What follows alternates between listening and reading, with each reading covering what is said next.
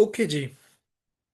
सो हमने बड़ी समझदारी से रिस्क को देखते हुए ये समझा, ये देखा कि जो एडवांस पेमेंट वाला चक्कर है वो तो भाई हमें समझ नहीं आ रहा।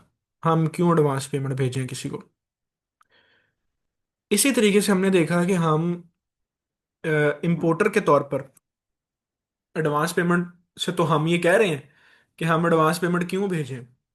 लेकिन हम जब एक्सपोर्टर के तौर पर देख रहे हैं तो हम अगर एक्सपोर्टर हैं तो हम ओपन अकाउंट में क्यों जाएं। हम क्यों किसी को उधार पेमेंट दें कि वो हमें 6 महीनों बाद पैसे दे दे। क्यों भाई, ऐसा तो बिल्कुल नहीं कर सकते हम। दो चीजें ये फेल हो गई। तीसरी चीज हमने ये देखा कि हम टीटी वायर के अंदर भी प्रॉब्लम है कि अगर 30% भी एडवांस लगवा दें पहले, तो बाकी 70 का क्या बनेगा अगर हम एक्सपोर्टर हैं। और अगर हम इम्पोर्टर हैं तो 30% लगवा के भी अगर हम फंस गए, पैसे ना माल ना सही आया, तो प्रॉब्लम क्रिएट हो जाएगी। सो हमने तीन टाइप्स देखी, एडवांस, ओपन और टीटी। तीनों फ्लॉप है। अब हम देखते हैं कि ये जो डीपी और डीए है ये क्या है।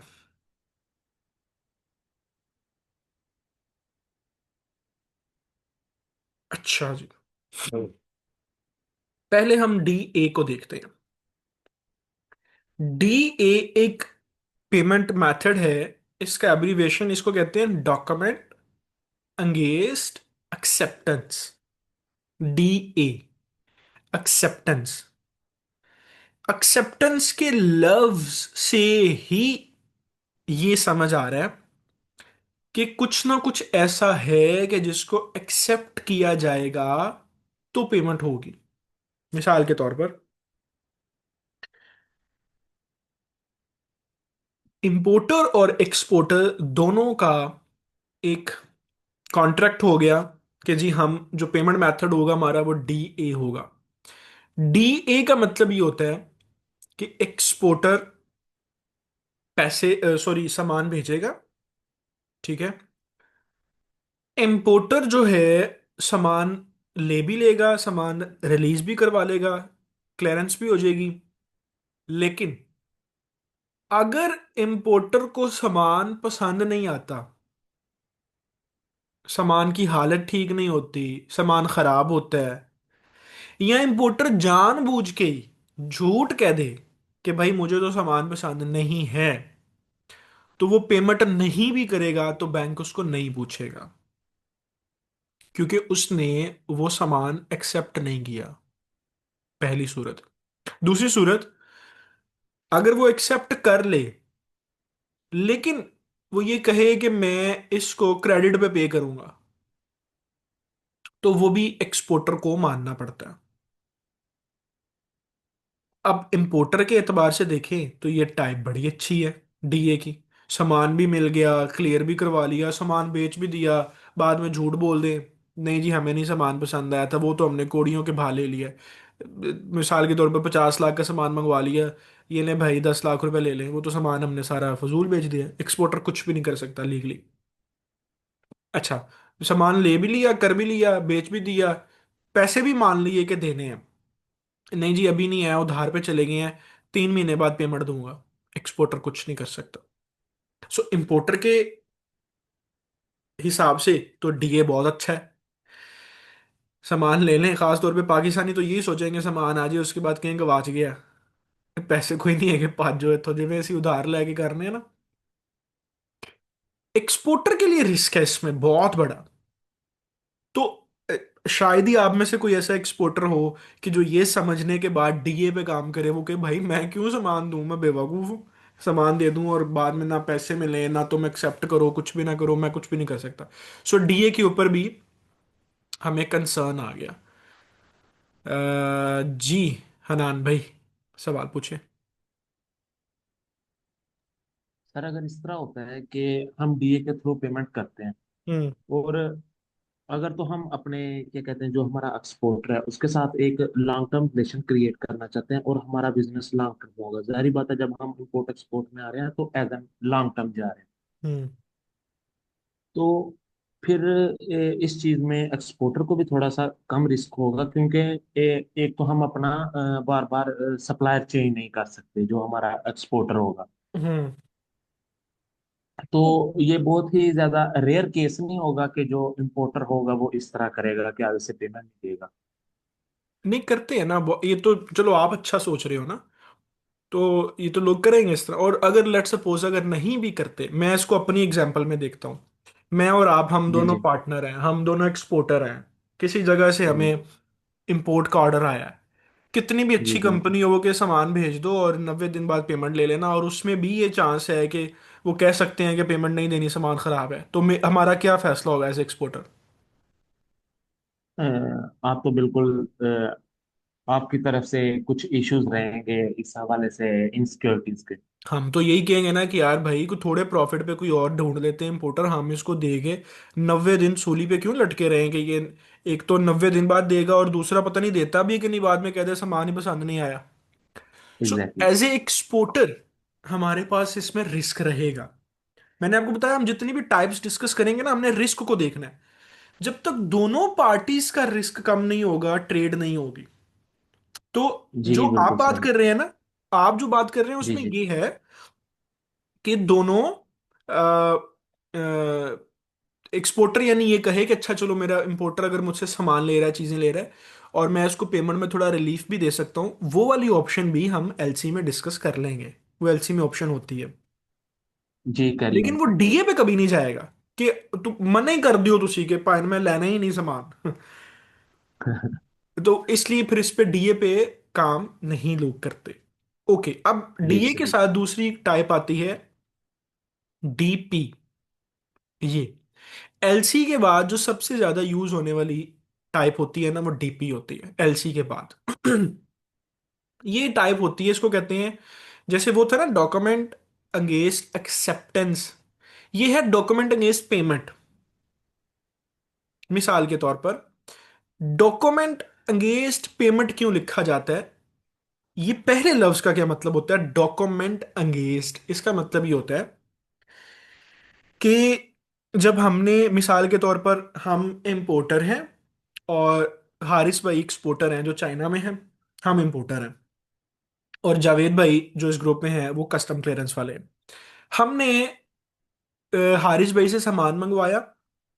उस सामान के हमें ये कुछ डॉक्यूमेंट्स देंगे ना, जैसे हमने कहा अभी बीएल है हमारा, COO होता है, सर्टिफिकेशन, इनवॉइस, बैंक पेमेंट्स, ये वो सब कुछ। तो जावेद साहब के पास हम जाते हैं, हम इनको कहते हैं यार हमने हारिस से सामान मंगवाया, हम इंपोर्टर है, हमारा सामान आ रहा है, इसको क्लियर कर दें। तो जावेद साहब कहेंगे कि भाई ये 8 पेपर्स हैं, पहले ये 8 पेपर्स मेरे पास लेकर आओ, फिर मैं आपका सामान क्लियर करूंगा। वो 8 पेपर्स कौन देता है? वो एक्सपोर्टर देता है। ये बिल ऑफ लैडिंग कि आपका, आपके गुड्स वहां से लोड हो गए हैं, ये एक्सपोर्टर ने देना होता है। पैकिंग लिस्ट एक्सपोर्टर ने देनी होती है, COO एक्सपोर्टर ने देना होता है। कि नहीं, कहने का मकसद ये है कि जवेद साहब इस चीज पे अग्री हो जाएंगे कि ठीक है भाई, मैं आपका माल क्लियर करवा दूंगा, पर मुझे ये डॉक्यूमेंट्स तो दो। वो डॉक्यूमेंट्स मिलते हैं बैंक के थ्रू। बेशक वो हमने जो ये टाइप डिस्कस की है, डॉक्यूमेंट्स अगेंस्ट एक्सेप्टेंस ये टाइप हो, वो डॉक्यूमेंट्स अगेंस्ट पेमेंट वाली टाइप हो, इवन वो टीटी हो, इवन वो कोई, तो वो बैंक में आ रहे होते हैं डॉक्यूमेंट्स, बैंक से हमें मिल रहे होते हैं। अच्छा, तो अब वो बैंक में डॉक्यूमेंट्स कौन देगा? वो देता है एक्सपोर्टर। इसलिए यहां पे ये लफ्ज यूज किया जाता है डॉक्यूमेंट अगेंस्ट पेमेंट। यानी अब मैं और आप, हम दोनों अनानबी मिलके जाएंगे बैंक, हम कहेंगे हारिस से सामान खरीदा है, उसने डॉक्यूमेंट आपको भेजे हैं बैंक ने, हमारा बैंक कहेगा हाँ जी बिल्कुल भेजे, हम कहेंगे डॉक्यूमेंट दे दो, हमने सामान क्लियरेंस करवाना है। तो वो कहेंगे कि भाई ये पेमेंट दो और डॉक्यूमेंट ले लो। तो जब तक हमें डॉक्यूमेंट नहीं मिलेंगे, हम सामान क्लियर ही नहीं करवा सकते। तो हमें पेमेंट देनी पड़ेगी बैंक में। इधर एक हाथ से हम पेमेंट देंगे, दूसरे हाथ से बैंक हमें डॉक्यूमेंट्स देगा, और वो डॉक्यूमेंट्स लेके फिर हम जाएंगे कस्टम क्लियरेंस में, और हमारा सामान क्लियर होगा और हमारे पास आ जाएगा। इस सूरत में क्या था कि बैंक हमें डॉक्यूमेंट दे देता है, उसके बाद हमारी मर्जी होती है कि हमने 90 दिनों में पैसे देने हैं, नहीं देने हैं, एक्सेप्ट करना है, नहीं करना। इस सूरत में बैंक ये नहीं कहता कि नहीं आप पेमेंट देंगे, तो हम कहते हैं भाई एक्सेप्टेंस पे डॉक्यूमेंट्स मंगवाए हैं, ये हमारा कॉन्ट्रैक्ट है, लाओ दो डॉक्यूमेंट। बैंक मजाज नहीं होता सवाल करने का। लेकिन डीपी अ, में, सर जी ये जो डीपीओ होगा इसमें भी हमारे सप्लायर और हमारे दरमियान म्यूचुअल अकाउंट ओपन होगा। जी म्यूचुअल होता है वो। कोई भी टाइप हम डिस्कस करेंगे उसमें बैंक के थ्रू आपका कॉन्ट्रैक्ट होता है, बैंक उसमें जी सही। इन्वॉल्व, बैंक के बगैर हम डायरेक्ट नहीं कर सकते कुछ भी। सही सही। अच्छा, बैंक कहेगा कि भाई डॉक्यूमेंट चाहिए तो पैसे दो। अब हमें डीपी के अंदर तब तक अपने सामान के डॉक्यूमेंट्स नहीं मिलेंगे जब तक हम पेमेंट नहीं करेंगे। सो हमने एक हाथ से पेमेंट की, बैंक ने दूसरे हाथ से डॉक्यूमेंट्स दिए, हम लेकर गए अपने वहां पर। तो इस दोनों में क्या होगा, इंपोर्टर भी सेव हो गया, एक्सपोर्टर भी सेव हो गया। कि एक्सपोर्टर को ये नहीं होगा कि जी मेरे डॉक्यूमेंट्स ले लेंगे पैसे। एक्सपोर्टर को पता है कि डॉक्यूमेंट इनको बैंक देगा ही क्योंकि बैंक उसमें गारंटर आता है। तो उसको पता होगा कि ये जितने मर्जी बड़े फ्रॉडी हैं, लेकिन ये जब तक पैसे नहीं देंगे बैंक इनको डॉक्यूमेंट नहीं देगा। तो एक्सपोर्टर का रिस्क भी मिनिमम हो गया। और इंपोर्टर जो है उसको भी ये होता है कि भाई मैं पैसे अगर दे रहा हूं तो दूसरे हाथ से डॉक्यूमेंट ले रहा हूं, मेरा सामान पोर्ट पे आया खड़ा है, मैंने जाके क्लियरेंस करवाना है।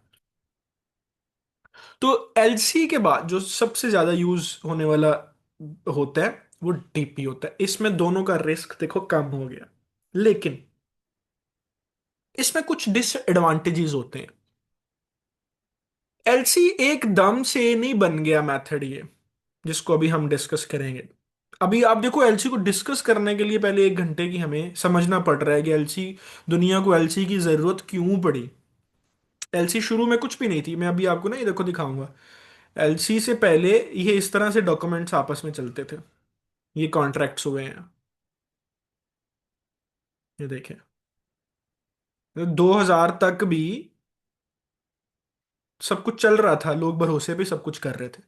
तो इसमें एक प्रॉब्लम है अब कि इस एंड पे तो एक्सपोर्टर सेव हो गया है कि भाई पैसे मिलेंगे और डॉक्यूमेंट्स मिल जाएंगे। इंपोर्टर एंड पे भी ये सेव हो गया कि पैसे दे रहे हैं तो फौरन डॉक्यूमेंट्स ले रहे हैं, ये टेंशन नहीं है कि पैसे दे दिए सामान ही ना कल को भेजा। ये तो ठीक हो गया।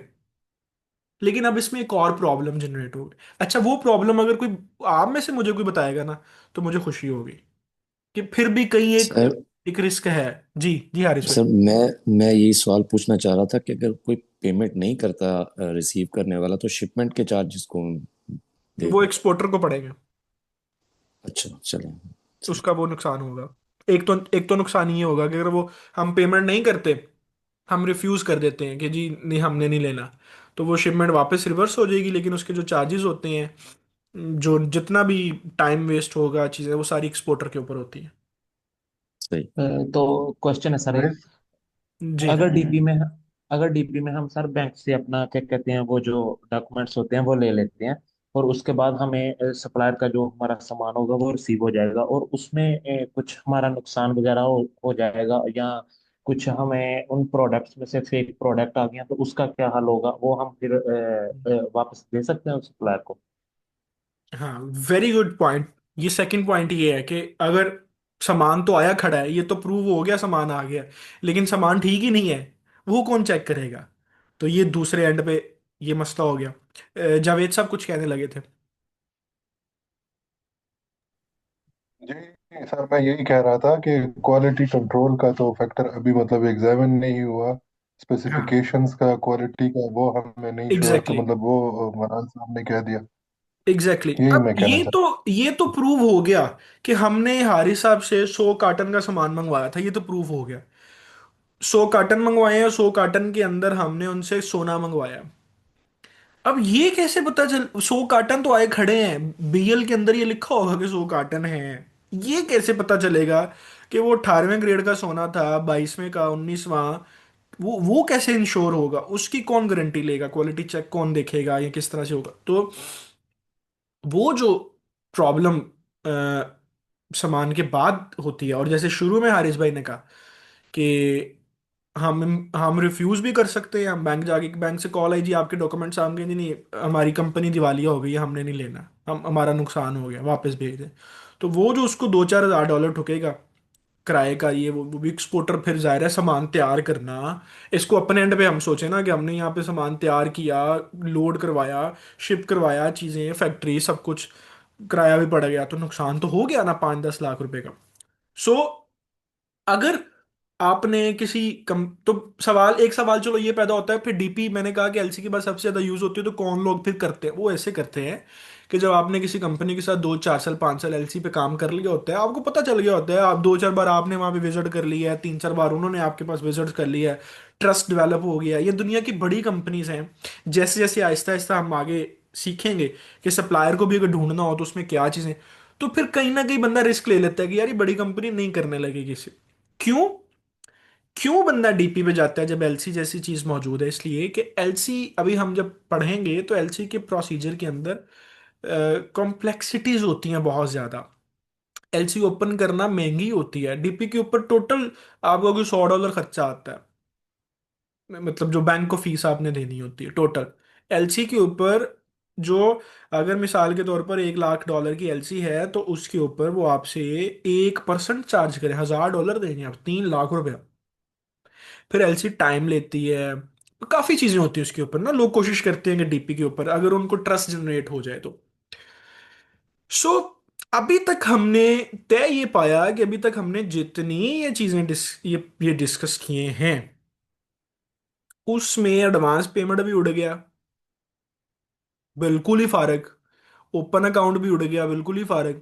ये एडवांस पेमेंट में इंपोर्टर का बहुत बड़ा रिस्क है, ओपन अकाउंट में एक्सपोर्टर का बहुत बड़ा रिस्क है। डीपी वाले में भी एक्सपोर्टर का बहुत बड़ा रिस्क है, डीए में दोनों का रिस्क तो कम है, लेकिन कहीं ना कहीं क्वालिटी, प्रोडक्ट, चीजें वो फिर भी खड़ी हैं कि यार वो उसका क्या बनेगा। टीटी भी नहीं कर सकते, वो भी उड़ गया सारा। तो बचा क्या फिर? काम तो करना है, तो पीछे बचता है फिर एलसी। इन सारी टाइप्स के ऊपर जब ये प्रॉब्लम्स आई, फिर जो इंटरनेशनल इदारा है, आईसीसी, चैम्बर ऑफ कॉमर्स, उसने एलसी को इजाद किया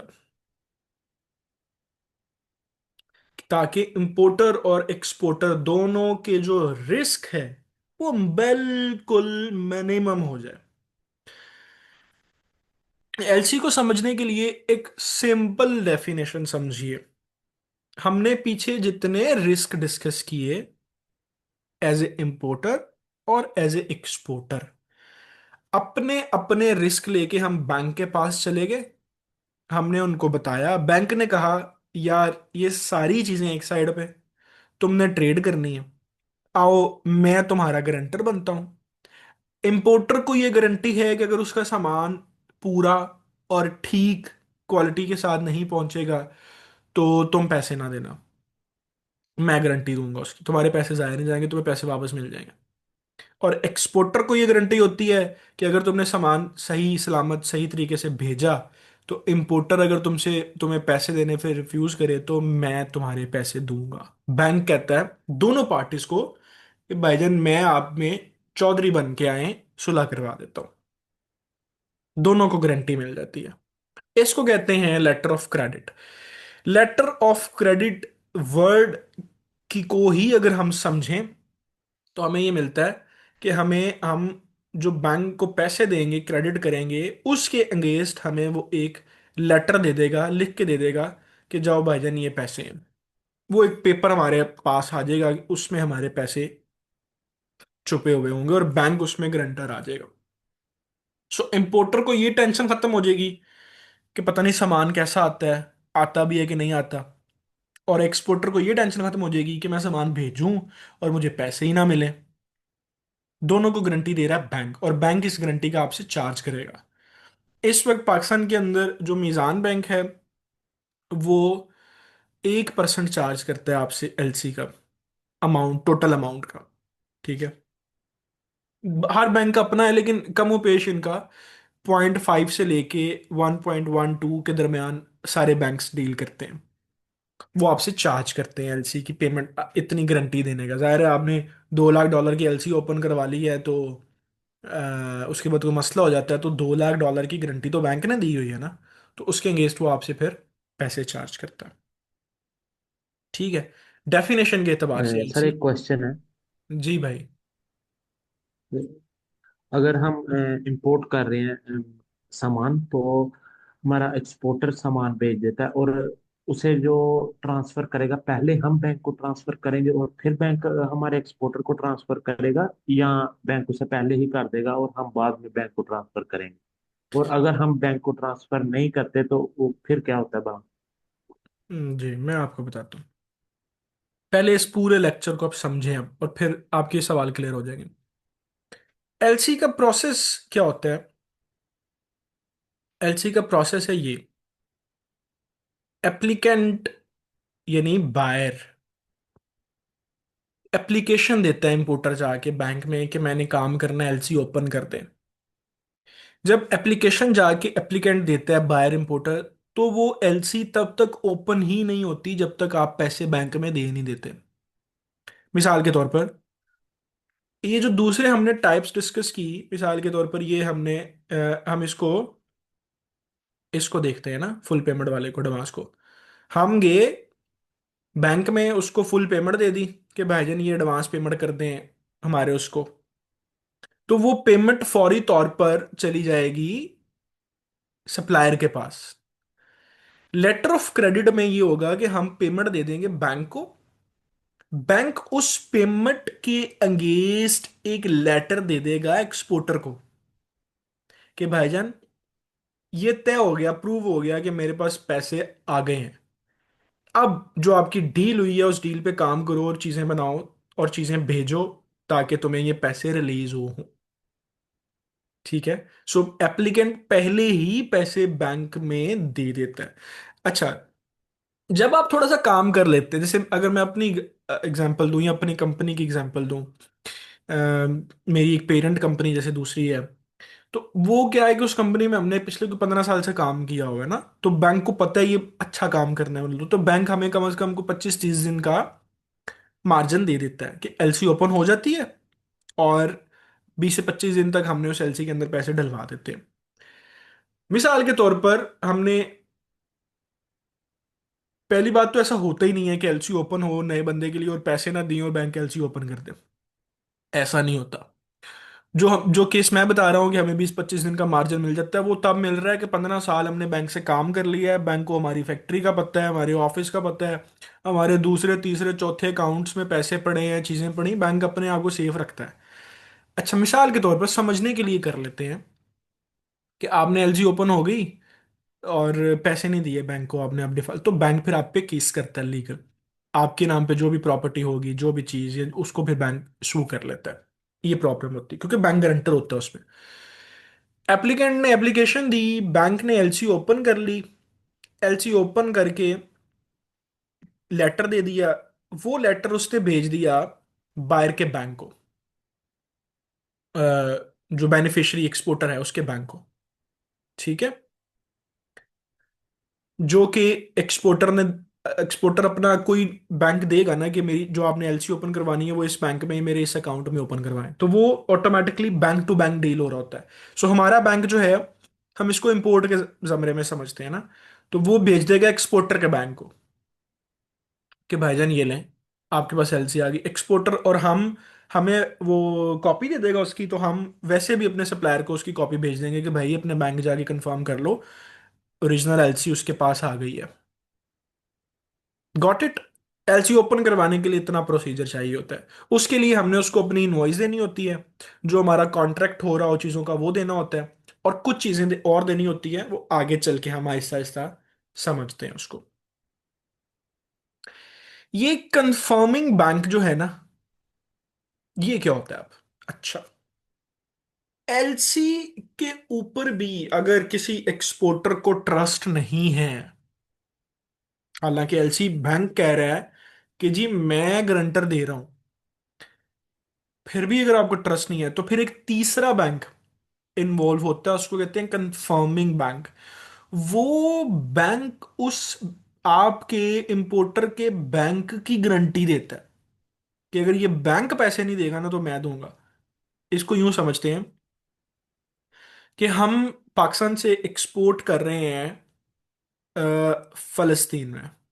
फलस्तीन में कोई इंपोर्टर है, उसने हमसे कोई सामान मंगवाया, तो और उसने कहा मैं एलसी पे काम करूंगा, लेकिन मुझे ये डर है कि हो सकता है कल को ये बैंक ही ना रहे वहां पर, जो हालात वहां पर जंगी हालात चल रहे हैं। हो सकता है मुल्क डिफॉल्ट कर जाए, हो सकता है कोई कोई और इशू बन जाए। तो मुझे इस बैंक पे भी ट्रस्ट नहीं है जो ये बैंक। तो मैं किसी एक्सपोर्टर के केस में, आपने ये समझना है, इंपोर्टर का ये मसला नहीं है, एक्सपोर्टर का ये मसला है। तो एक्सपोर्टर फिर ये कहेगा कि मुझे एक कंफर्मिंग बैंक की वो चाहिए।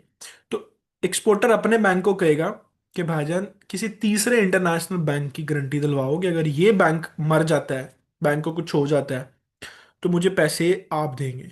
तो एक्सपोर्टर फिर उस बैंक को 1% एक्स्ट्रा पे करता है सर्विस फीस कंफर्मिंग बैंक को।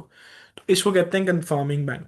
आप किसी ऐसी कंपनी के साथ काम कर रहे हैं जिस कंपनी के डिफॉल्ट होने का खतरा है, आप किसी ऐसे मुल्क में काम कर रहे हैं जिसमें आपको कोई जंग का खतरा है, तो आप एलसी के ऊपर भी किसी दूसरे बैंक का कंफर्मिंग बैंक लेटर ले सकते हैं।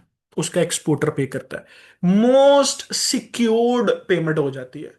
जाहिर है जो कंफर्मिंग बैंक आप लेंगे वो आप किसी उससे तो नहीं लेंगे, थर्ड क्लास मुल्क से नहीं लेंगे। आप यूएसए, यूके या दुबई या किसी ऐसे मुल्क से लेंगे कंफर्मिंग बैंक, तो वो बैंक फिर बैंक की गारंटी देता है।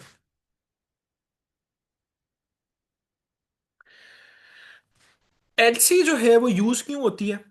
एक तो हमने पीछे सारा डिस्कस कर लिया कि यार कहीं इंपोर्टर का रिस्क है, कहीं एक्सपोर्टर का रिस्क है, बंदा क्या करे, ट्रस्ट नहीं बन रहा। तो एक तो वो इशू है।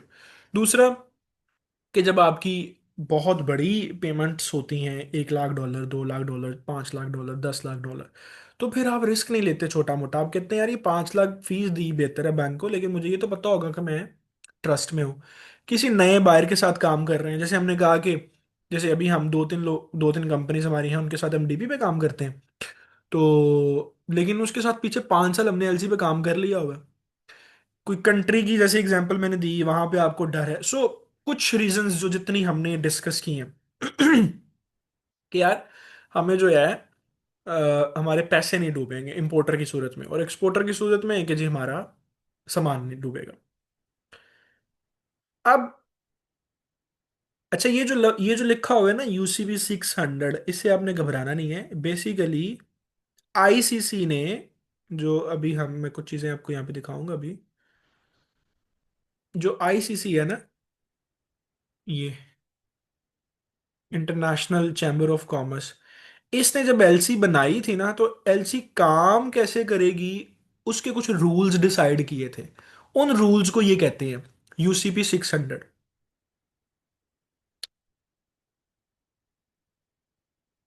ठीक है, यूनिफॉर्म यूनिफॉर्म कस्टम्स रूल इसको कहते हैं, यूनिफॉर्म कस्टम रूल्स, यूसीपी 600। सो एलसी, हम जितनी भी एलसी की जो बात करते हैं वो आईसीसी के यूसीपी 600 के मुताबिक करते हैं। यहां तक अगर किसी को कोई बात अभी तक कोई समझ नहीं बैठ, जितना बताया वो बताएं, ताकि मैं आगे बढ़ने से पहले कुछ वो देखूं। शिजा साहब, क्विकली कुछ क्वेश्चन थे। पूछे। जो हम बैंक में जो अकाउंट करते हैं वो हमारा ट्रेडिंग अकाउंट होता है, बिजनेस अकाउंट होता है जिसके थ्रू हम काम करते हैं? और सेकंड ये कि कोई एलसी की कोई मिनिमम लिमिट भी होती है? और अगर आपके पास कोई सैंपल भी है अगर एलसी का, अगर वो दिखा सकें आप तो थैंक यू। अच्छा चलो, मैं अभी सैंपल तो आपको भी दिखाता हूँ, लेक्चर पढ़ा हुआ है पूरा। जो पहले दो सवाल हैं आपके, वो ये है कि ज़ाहिर है आपके कंपनी अकाउंट होता है जिससे आप ट्रेड करते हैं, पर्सनल अकाउंट के ऊपर ट्रेड नहीं होती। और दूसरा ये है कि एलसी की मिनिमम अमाउंट तो नहीं होती, लेकिन आप छोटी अमाउंट के लिए एलसी ओपन करवाने जाएंगे तो बैंक करेगा नहीं। बैंक मिसाल के तौर पर कम से कम भी कोई $20,000 से ऊपर की अगर आपकी हो तो फिर बैंक एलसी के ऊपर जाता है। लेकिन अगर आपके अच्छे रिलेशंस बैंक में, it all depends on relation, कि आप कहें जी मैं भले 50 लाख है लेकिन मेरा बहुत कीमती है, मैंने एलसी पे ही काम करना है, तो आप कर सकते हैं उसके ऊपर भी। बट नॉर्मली 15-20 हज़ार डॉलर से ज़्यादा अमाउंट हो तो फिर ही एलसी ओपन होती है। यानी करनी चाहिए।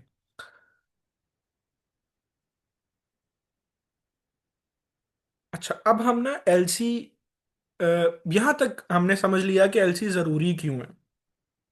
ठीक है, अब हम एलसी को डिस्कस करते हैं, एलसी की टाइप्स को डिस्कस करते हैं, देखते हैं कि उसमें क्या चीजें हैं। सबसे पहले ये एक एलसी है, इसे कहते हैं एलसी एट साइट। ठीक है, ये इसको हम कैश एलसी भी कहते हैं। इधर से आपके डॉक्यूमेंट्स आए और उधर से पेमेंट हो गई, इसको कहते हैं cash LC, LC at sight. ठीक है। उसके बाद ये एक एलसी की टाइप है यूजेंस या डेफर्ड एलसी। ये वो क्रेडिट वाली होती है जो हनान भाई बात कर रहे थे ना, कि अगर आपका वो बड़ा अच्छा है एक्सपोर्टर और उससे उसके साथ आप उसने आपको वो भी देना है, टाइम भी देना है, तो आप एलसी के ऊपर एलसी यूजेंस में चले जाएं। उसमें आप 30, 60, 90, 120, 180 डेज आप एलसी में ले लें।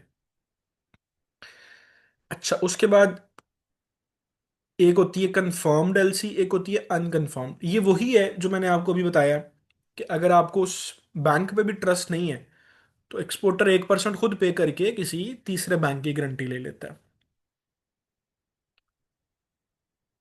अच्छा, एक होता है एलसी के अंदर टाइप्स की होती है रिवोकेबल, एक होती है इरिवोकेबल। रिवोकेबल एलसी होती है कि लेट सपोज इंपोर्टर ने एलसी ओपन करवाई $1 लाख की। एलसी ओपन हो गई, 5-7 दिन बाद वो अपने बैंक गया और कहा यार ये जो, उसने कोई फेक इनवॉइस बना ली और कहा यार वो जो हमारा $1 लाख की एलसी थी ना, वो हमारा दोबारा आपस में कंसर्न हुआ है तो वो $80,000 की एलसी है। एलसी चेंज हो जाएगी, उसको कहते हैं रिवोकेबल एलसी। कि एक्सपोर्टर के कंसर्न के बगैर इंपोर्टर अपने उसमें जाके एलसी चेंज करवा लेता है। इरिवोकेबल एलसी जो होती है वो जब तक एक्सपोर्टर का कंसर्न यानी दोनों पार्टियों का कंसर्न नहीं होगा, तो एलसी जब एक बार खुल जाएगी तो वो चेंज नहीं हो सकेगी। इन सारी चीजों को आगे हम अभी डिस्कस भी करते हैं कि क्यों जरूरी होती है। अच्छा, एक टाइप होती है एलसी की ट्रांसफरेबल, एक होती है नॉन ट्रांसफरेबल।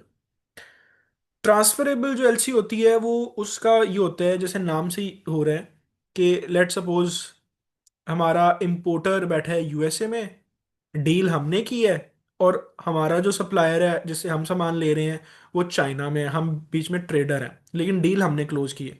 तो ट्रांसफरेबल एलसी का मतलब ये होता है कि हम अब इंपोर्टर जो हमें एलसी भेजेगा वो हमारे बैंक में आएगी, हमारा बैंक उसमें से, मिसाल के तौर पर हमने $1 लाख की डील की, सप्लायर से हमने सामान लिया $80,000 का, तो हमारा बैंक $80,000 की जो एलसी है वो हमारे सप्लायर को दे देगा इस एलसी के बिहाफ पे, और $20,000 उस बैंक में हमारा प्रॉफिट आ जाएगा।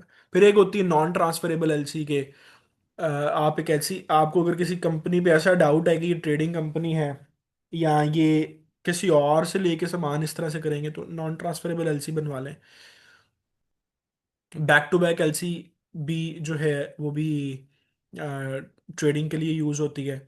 आप अपना उस एलसी के बिहाफ के ऊपर अपने सप्लायर को एलसी दे सकते हैं। इन दोनों में फर्क ये होता है कि ये वाली एलसी उसी नंबर के साथ ट्रांसफर हो सकती है, यानी एलसी नंबर वही होगा और वो ट्रांसफर हो जाएगी। बैक टू बैक एलसी में ये होता है कि एलसी आपके पास आ गई, उस एलसी के बिहाफ के ऊपर एक नई एलसी जनरेट हो जाती है। स्टैंड बाय जो एलसी होती है, ये किसी ने पूछा था सवाल भी आगे, किसने पूछा था ये स्टैंड बाय एलसी का? सर मैंने अरहम। पूछा था हाँ, अरहम ने पूछा था कि इन सवाल। दोनों में डिफरेंस क्या है। हाँ, स्टैंड बाय एलसी होती है कि इसमें बैंक आपको कुछ अरसे तक गारंटी प्रोवाइड करता है। मिसाल के तौर पर अभी निशात वालों ने एक गाड़ी लॉन्च की है जैको J7, बड़ी अच्छी गाड़ी है यार, वो मेरा दिल आया उसके ऊपर, वो ले लेनी है इंशाल्लाह।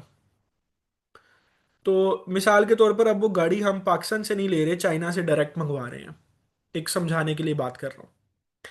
तो वो गाड़ी है 1 करोड़ रुपए की, और उसका मैन्युफैक्चरर ये क्लेम कर रहा है कि जी ये 1400 किलोमीटर एक टैंक के अंदर ड्राइव होगी। तो हम अपने सप्लायर को कहेंगे कि भाई हम तुम्हें स्टैंड बाय एलसी देंगे और हम इसको 2 महीने गाड़ी को यूज करेंगे।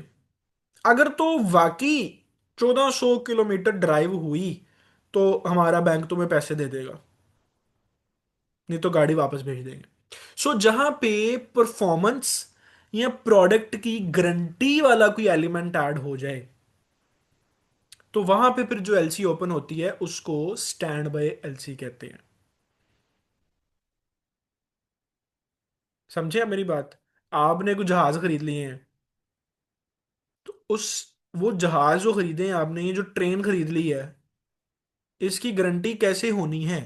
अगर तो वो सप्लायर आपके मुल्क में आपको आफ्टर सेल सर्विस और गारंटी नहीं दे रहा, और इंटरनेशनली गारंटी क्लेम्ड उसकी होगी, तो फिर उसके लिए जो परफॉर्मेंस बेस या गारंटी बेस कोई बात ऐड हो जाए प्रोडक्ट के अंदर, तो उसको फिर हम स्टैंड बाय लेटर कहते हैं। अच्छा, जो ऊपर वाली एलसीज है ना, इसमें गारंटी कैसे चेक करते हैं वो भी हम डिस्कस करते हैं, वो एक सेपरेट मेथड है।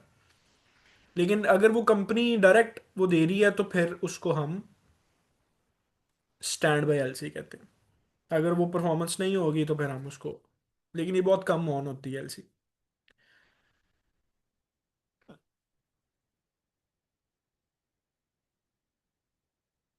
अच्छा, एक टाइप हो। शिजात साहब, जी। सॉरी मैं जी।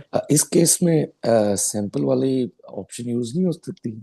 जैसे गाड़ी या कोई चीज, जैसे बाकी चीजों में हम सैंपल मंगवा लेते हैं, या ये आइटम ज्यादा एक्सपेंसिव है तो इसमें एज अ सैंपल नहीं नहीं, दे सकते वो काम पर? ये उस सूरत में, अब मिसाल के तौर पर आपने ऑरेंज ट्रेन का प्रोजेक्ट लाहौर में किया, इसके सैंपल क्या मंगवाएंगे आप?